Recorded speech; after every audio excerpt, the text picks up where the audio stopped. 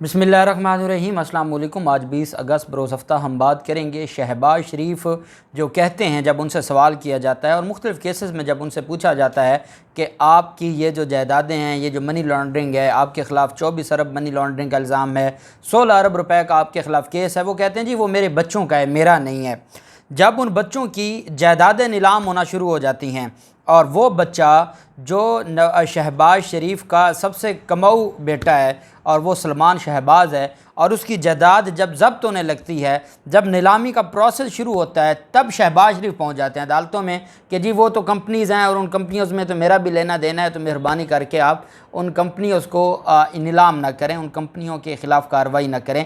ये जो दोहरा म्यार है, ये आज अदालत में पकड़ा गया है और आज अदालत में ये इंटरम रिलीफ लेने गए थे उस फैसले के ख़िलाफ़ जिसमें जायदादें ज़ब्त करने का जो हुक्म था उसमें भी नाकामी हुई है और अदालत ने इनकी इस्तदा मुस्तरद की है।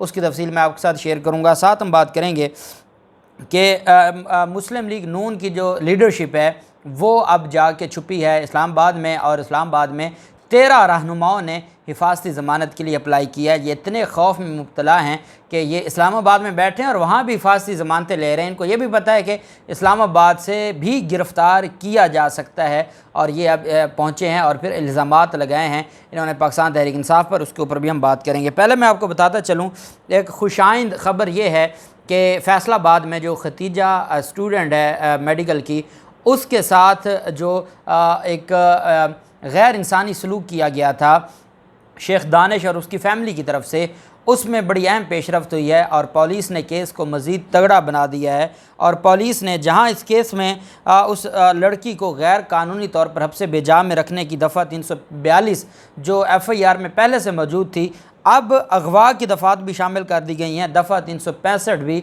शामिल किया गया है, अगवा की दफ़ात भी शामिल की गई हैं और ये बड़ी अहम डेवलपमेंट है। और 365 भी इसमें तो इसका ट्रायल इंसदाद दहशतगर्दी अदालत में चलता है। तो अभी तक तो ये ख़बर है कि सिंपल 365 लगाया है, लेकिन मेरे ख़्याल में कि ये 365 भी बनता है उस लड़की को जब शादी के लिए इन्होंने अगवा किया है। तो ये इसका मतलब ये हुआ कि उनकी जो नीयत थी वो शादी भी थी और जिनसी तौर पर उसके साथ ज़्यादती करना भी थी, और फिर जो बाकी उन्होंने सारे मामलात करवाए हैं। बहरहाल 365 अगवा की दफ़ा शामिल की गई है और ये सिटी पुलिस ऑफिसर हैं उमर सईद मलिक साहब फैसलाबाद के, उनकी तरफ से ये कहा गया है। और साथ उन्होंने कहा है कि वफाकी तहकीकाती इदारे ने भी मरकज़ी मुलज़म के ख़िलाफ़ इलेक्ट्रॉनिक क्राइम एक्ट पीका के तहत जो दफ़ात हैं अलग मुकदमा दर्ज किया है। उमर सईद मलिक ने कहा है कि लड़की के अगवा में इस्तेमाल होने वाली कार और असलहा भी बरामद कर लिया गया है, ताहम पुलिस अभी तक लड़की के मोबाइल फ़ोन सेट्स बरामद नहीं कर सकी, जबकि CCTV फुटेज का तज्ज़िया और फोरेंसिक ऑडिट भी होना बाकी है।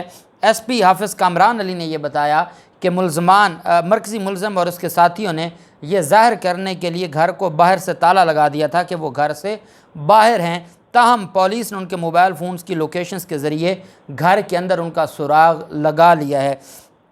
आप जानते हैं कि जो मुलज़िम की बेटी थी अना शेख, वो मफरूर है पुलिस के कागज़ों में, और वो इस्लामाबाद हाई कोर्ट पहुंची थी और उसने ये कहा था कि वो वहां पर मौजूद थी अपनी नानी के घर इस्लामाबाद में। पुलिस कह रही है कि हमने जब उनके मोबाइल फ़ोन्स की लोकेशन ट्रेस की है तो ये सारे के सारे अपने घर में मौजूद थे और बाहर से इन्होंने ताला लगवाया हुआ था ये शो करवाने के लिए कि वो घर में मौजूद नहीं थे। अब वो जो लड़की है जो अना शेख है, उसके जो मोबाइल फ़ोन है वो रिकवर करने हैं, जिसके लिए उसकी गिरफ़्तारी ज़रूरी है। और जो मुतासरा लड़की है इसके मोबाइल फ़ोन भी उन्होंने छीन लिए थे, वो भी उन्होंने जो पुलिस की तरफ से अभी रिकवर करने हैं। बहरहाल ये एक बड़ा फ़ैसला है और इसमें फ़ैसलाबाद के जुडिशल मजिस्ट्रेट अली रज़ा ने फ़ैसलाबाद की वीमेन पुलिस की दरख्वास्त पर मरकज़ी मुलज़म के 4 साथियों का 3 रोज़ा जिस्मानी रिमांड दिया, जिसमें ख़वातीन शामिल थीं। जो मरकज़ी मुलज़म है वो 5 रोज़ा जिस्मानी रिमांड पर पुलिस के हवाले है, जबकि उसके जो बाकी साथी थे उनकी 3 रोज़ा जिस्मानी रिमांड पर अदालत ने उनको दोबारा पुलिस के हवाले कर दिया। जबकि जो मरकज़ी मुलज़म है शेख दानिश, उसकी बीवी ने ज़मानत की दरख्वास्त दायर की थी, जिस पर 22 अगस्त के लिए नोटिस जारी किए हैं अदालत की तरफ से, और अब अदालत में 22 अगस्त को उसके ऊपर समाअत होगी। अब देखना यह है कि 22 अगस्त को जो अना शेख की दरख्वास्त है इस्लामाबाद हाई कोर्ट में, जो ज़मानत की दरख्वास्त है उसका क्या बनता है, और फिर उसके बाद जो उसकी वालदा की दरख्वास्त ज़मानत है फैसलाबाद में, उसका क्या बनता है, और बाकी मुलज़मान का जिस्मानी रिमांड मुकम्मल हो जाएगा, 22 को उनको भी पेश किया जाएगा। तो इस केस की जो तफसीलात होंगी वो इंशाल्लाह आपके साथ ज़रूर शेयर करेंगे। दूसरी तरफ जो मामला है वो मुस्लिम लीग नून के रहनुमाओं का है। आप जानते हैं कि पाकिस्तान तहरीक इंसाफ के सीनियर रहनुमा भी अब ये कहने लग गए हैं कि जो मौजूदा पंजाब हुकूमत है और वज़ीर दाखिला हैं, उनकी कारकर्दगी पर सवालात उठा दिए हैं कि जब आप सबको बता के उनके वारंट गिरफ़्तारी जारी करवाएंगे, क्योंकि ऐसे मामलात में तो आप चुप करके मजिस्ट्रेट के दफ्तर जाते हैं, वहाँ से आप वारंट लेते हैं, कार्रवाई करते हैं, उसके बाद आप इनको बताते हैं। और इससे बड़ी क्या नालायकी हो सकती है कि कल आपने 12 मुस्लिम लीग नून के रहनुमाओं के डेरों पर छापे मारे हैं, कोई एक भी आप गिरफ़्तार नहीं कर सके, और अब इन सब को आपने मौका दिया है कि ये 13 लोग पहुँचे हैं इस्लामाबाद हाई कोर्ट, और इस्लामाबाद हाई कोर्ट में हिफाजती ज़मानत इन्होंने दायर की है। इसमें अता तारड़, राना मशहूद, राजा सग़ीर और दीगर MPs हिफाजती ज़मानत के लिए पहुँचे हैं, और इन्होंने कहा जी को जो 12 रहनुमाओं के वारंट गिरफ़्तारी जारी किए गए हैं वो बिल्कुल गैर कानूनी हैं, बड़ा जुल्म हो रहा है हमारे साथ, और हमें पाकिस्तान तहरीक इंसाफ की हुकूमत शहबाज गिल का जो मुकदमा है, जो केस है, उसका बदला हमसे लिया जा रहा है। तारड़ ने कहा कि और जुल्म क्या हो सकता है कि मेरे छोटे भाई के ख़िलाफ़ भी इन्होंने वारंट गिरफ़्तारी जारी की हैं, ये मेरी फैमिली के ख़िलाफ़ भी अब कार्रवाइयाँ करने जा रहे हैं। यहाँ वारंट गिरफ़्तारी जारी हुए हैं उस छोटे भाई के जो 16 अप्रैल को असम्बली में मौजूद था, और उस पर ये रोते धोते हैं, और वहाँ पर शहबाज गिल की ड्राइवर की बीवी को उसकी बच्ची से दूर किया, और वहाँ कहते हैं कि सारा कुछ कानून और इंसाफ के मुताबिक है।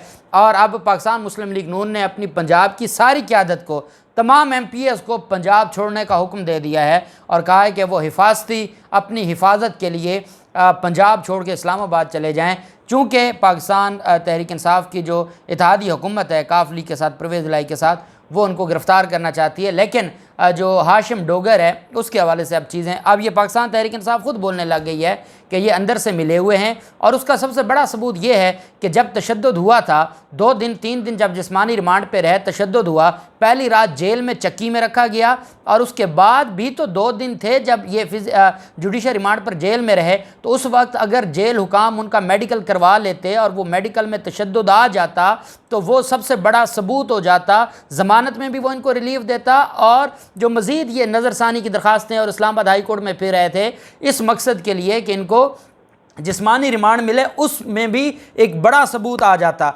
अब चूंकि पिम्स हॉस्पिटल का मेडिकल बोर्ड है वो अपनी मर्ज़ी की रिपोर्टें बना रहा है, और अगर जेल में ये अपनी मर्ज़ी का मेडिकल बोर्ड बनवा के जो एक्चुअल पोजीशन थी और जो उसके साथ जुल्म हुआ था उसका मेडिकल आ जाता, तो ये हर जगह पे जूते खाते, इस्लामाबाद हाई कोर्ट में भी और बाकी अदालतों में भी। लेकिन ये हाशिम डोगर ने ऐसा ना किया, और इनको ख्याल ही तीसरे दिन आया, पहले बयान दिया कि कुछ नहीं हुआ, बाद में इनको पता चला अच्छा वो मेरे कान में शहबाज गिल ने कोई बात बताई थी। बहरहाल इस पर अब सवालात उठने लग गए हैं, इसका जवाब तो वही देंगे। अब इन्होंने हिफाजती ज़मानत के लिए अदालत से कहा है जी कि मेहरबानी करके हमें रिलीफ दें। दूसरी तरफ जो FIA का मनी लॉन्ड्रिंग केस है शहबाज शरीफ के ख़िलाफ़, उसमें बड़ी अहम पेशरफ्त हुई। आप जानते हैं कि शहबाज शरीफ और हमज़ा शहबाज तो उसमें मरकज़ी मुलज़िम हैं, और हमज़ा शहबाज पे फ़र्द जुर्म आयद होनी है, वो वैसे बग़ैर अदालत की इजाज़त के बहर गया हुआ है। और जो सलमान शहबाज है इसकी हद तक इसको इश्तिहारी डिक्लेयर किया गया था, और इसकी जो जायदाद है उसको ज़ब्त करने के अहकामात अदालत ने जारी किए थे। अब शहबाज शरीफ की कंपनियों के जो मुंजमद अकाउंट्स हैं उसको बहाल करवाने के लिए दरख्वास्त दी गई है शहबाज शरीफ की तरफ से। अब शहबाज शरीफ ने उस कंपनी के एक बंदे के थ्रू ये दरख्वास्त दिलवाई है जो शरीफ ख़ानदान की कंपनीज़ हैं, और उसके थ्रू ये दरख्वास्त दिलवाई गई है। और उसमें ये चाहते क्या हैं कि जी एक इश्तिहारी के जो असासे हैं उनको बचाया जाए और जो अकाउंट्स हैं उनको बचाया जाए। सेंट्रल कोर्ट में जज एजाज़ हसन अवान साहब की अदालत में सलमान शहबाज की कंपनियों के मुंजमद अकाउंट्स बहाल करवाने के लिए दरख्वास्त दायर की गई, और ये दरख्वास्त में कहा गया कि ये जो 25 अरब रुपए के जाली अकाउंट्स और हमारे ख़िलाफ़ केस है उसमें जो मरकज़ी मुलज़िम है, इश्तिहारी मरकज़ी मुलज़िम सलमान शहबाज, उसके अकाउंट्स को मुंजमद जो किया गया था उसको बहाल किया जाए। दरख्वास्त गुजार के वकला ने कहा कि कंपनियों के अकाउंट्स मुश्तरका हैं, सलमान शहबाज का कोई अमल दखल नहीं है, और वो जो शरीफ ग्रुप ऑफ कंपनीज़ हैं और जो बाकी शहबाज शरीफ, हमज़ा शहबाज और इनके जो ख़ानदान के बाकी लोग हैं, ये इनका मुश्तरका है और वो सिर्फ सलमान शहबाज का नहीं है, इस वजह से उन अकाउंट्स को बहाल किया जाए। वकला ने कहा कि अकाउंट मुंजमद होने वाली 9 कंपनियों जिसमें traders, Madni traders, Sharif poultry, Chiniot power, crystal electric, Sharif feed समेत दीगर शामिल हैं जो मुर्गियों की खुराक और ये सारी कंपनियां। उसके बाद उन्होंने कहा जी कि इनकी हद तक जो अदालत है वो अपना हुक्म वापस ले, हमारे साथ बड़ी ज़्यादती है। सलमान शहबाज सिर्फ इन कंपनियों में मालिक नहीं है, हम भी मालिक हैं, हमें रिलीफ दिया जाए और ये जो शरीफों की कंपनी है, शरीफ ग्रुप ऑफ कंपनीज़ की, इनके अकाउंट्स को बहाल किया जाए। दरख्वास्त गुजार ने अदालत से कहा कि आज ही आप अपने ऑर्डर को सस्पेंड करें। अदालत ने कहा मैं आज कैसे सस्पेंड करूं? आप दूसरी फरीक को नोटिस किए हुए, अब दूसरा फरीक कौन है? FIA है, सरकार दूसरा फरीक है, वज़ीर आज़म के लोग दरख्वास्त दे रहे हैं और जवाब देना है वज़ीर आज़म के FIA ने। फिर बताएं हमारे मुल्क का निज़ाम क्या है। और ये चीज़ें ऑनरेबल सुप्रीम कोर्ट भी देख रही है और कल भी सुप्रीम कोर्ट ने कहा कि हमारी नज़र है और अल्लाह करे कि उनकी नज़र इधर उधर ना जाए और वो नज़र इनकी लगी रहे। अच्छा, उन्होंने कहा जी सस्पेंड तो नहीं होगा। फिर उन्होंने कहा चलें आज हमारी दरख्वास्त पर नोटिस जारी कर दें फ्रीकैन को। तो अदालत ने कहा फ्रीकैन को भी नोटिस जारी नहीं करते। अब ये क्यों दरख्वास्त? एक तो इस दरख्वास्त से ये चाहते हैं कि सलमान शहबाज की जायदादें बचाएँ, दूसरा ये चाहते हैं कि जो फ़र्द जुर्म की कार्रवाई है उसको भी रुकवाया जाए। और अदालत ने कहा आज मैं नोटिस भी नहीं जारी करूँगा। क्यों नोटिस जारी करूँ? जब जिस दिन केस की समाअत होगी उस दिन आपकी दरख्वास्त को देख लेंगे।